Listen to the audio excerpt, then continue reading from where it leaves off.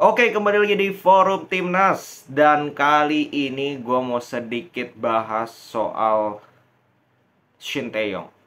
Kenapa gue mau bahas soal Shin Tae-yong? Karena yang bikin gue agak menyedihkan adalah gue lihat di sosmed kan. Kalau review, silahkan cek di video sebelumnya. Jadi ini bukan review pertandingan kemarin, itu gue sudah lakukan.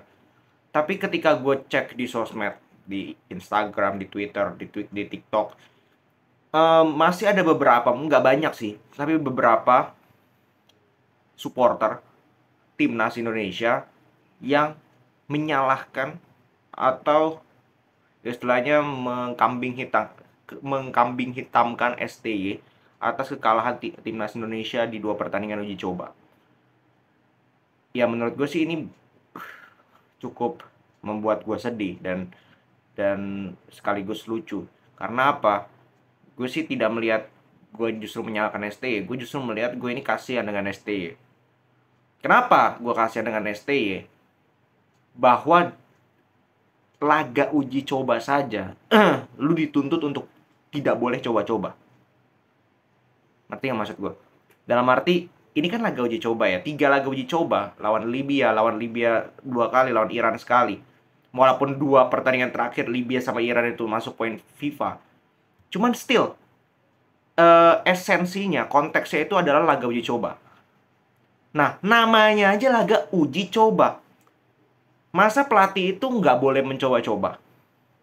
Masa pelatih itu tidak boleh bereksperimen di laga uji coba? Masa pelatih itu harus membawa timnya ini menang di laga uji coba? Itu fokus utamanya. Bukan. Itu salah besar. Bahwa justru bagus kalau pelatih itu eksperimennya, coba-cobanya, coba strategi, coba pemain, dicoba paket A, paket B, pendekatan permainan itu di laga uji coba. Jangan di kompetisi. Jangan di turnamennya. Oh, di turnamennya parah. Kayak kemarin, contoh di kualifikasi Piala Dunia, 2 kali lawan Irak, lawan Filipina. Di mana STY di situ kelihatan ya, justru dia bereksperimen di situ itu bahaya. Itu yang gue kritik juga. Kalian boleh cek videonya. Gue kritik. Kenapa lu harus bereksperimen, contoh di lawan Irak di babak kedua, padahal kondisi 2-1 kita dapat momentum, gol di menit-menit akhir di babak pertama Shane Patinama, malah masukin Arkan Fikri yang minim pengalaman di lini tengah. Sehingga ya nggak perform lah, nggak jalan lah. Itu blunder STY. Di pertandingan kedua malah main bertahan lawan Filipina 5 back. Nggak jalan juga. Tapi untuk laga uji coba ini, ya gue rasa tidak ada yang perlu disalahkan terhadap STY. Karena dia sudah melakukan hal yang benar. Yaitu menguji coba, yaitu mencoba-coba, yaitu bereksperimen. Di pertandingan pertama dia coba dengan formasi 4-4-2 dengan 2 paket yang berbeda di 2 babak yang berbeda. Paket A di babak pertama nggak jalan. Dia coba paket B, lebih berjalan. Tapi kebobolan lebih banyak karena blunder pemain belakang. Pertandingan kemarin dia mencoba, dia stick kembali ke formasi yang dia sudah pakai itu 3-4-3. Dengan pemain-pemain yang mungkin sudah ada gambaran lah kasar. Pemain-pemain yang akan diandalkan oleh STY di Piala Asia. Lebih berjalan, cuman tetap kalah. Karena apa? Blunder pemain belakang.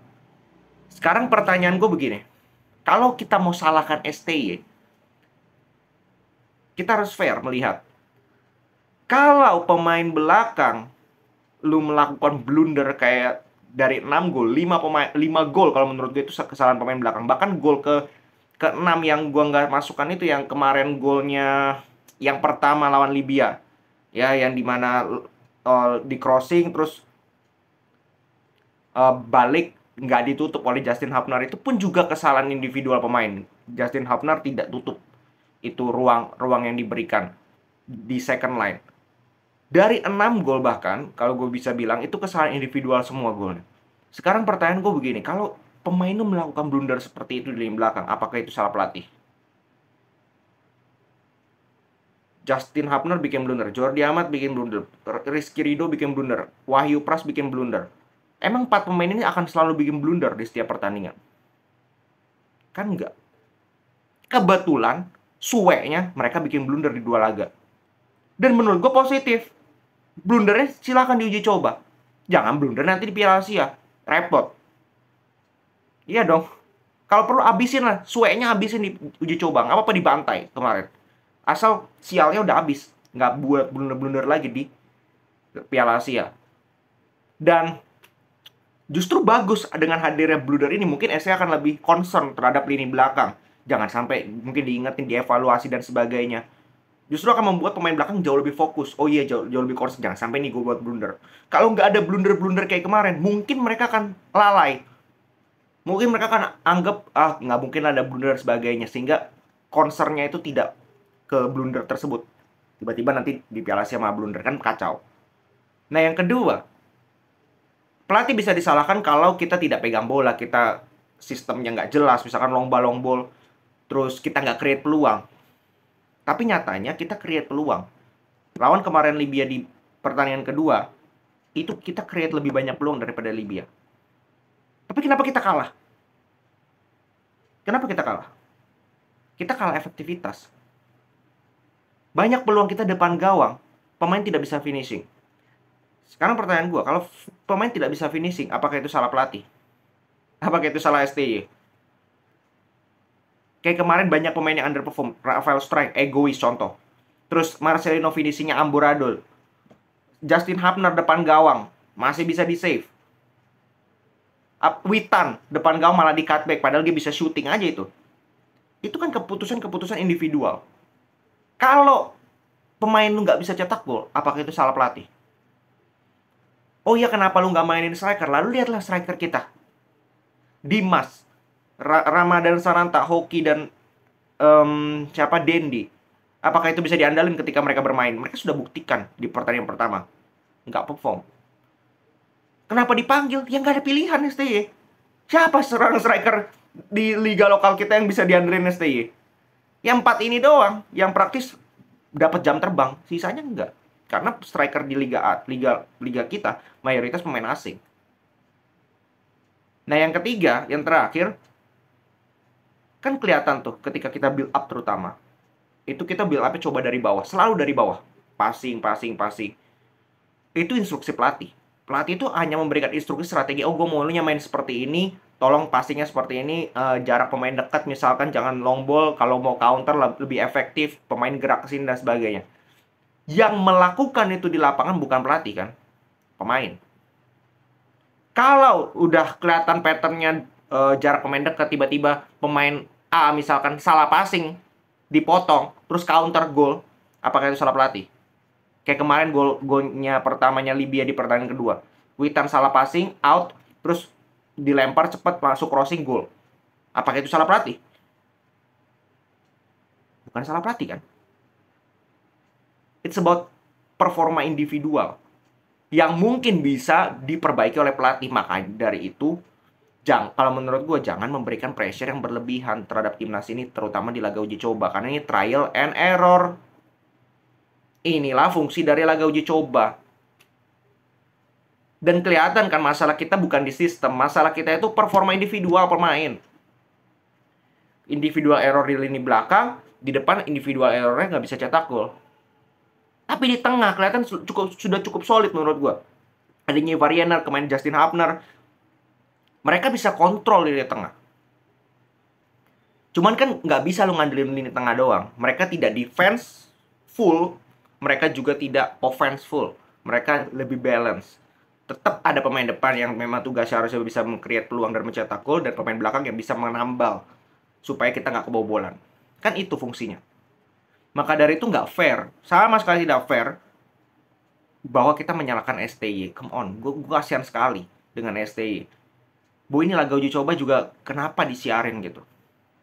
Kenapa disiarin? Karena kalau disiarin, ekspektasi orang itu kan nggak berbeda-beda. Dan pasti ada aja supporter yang pengennya menang-menang doang.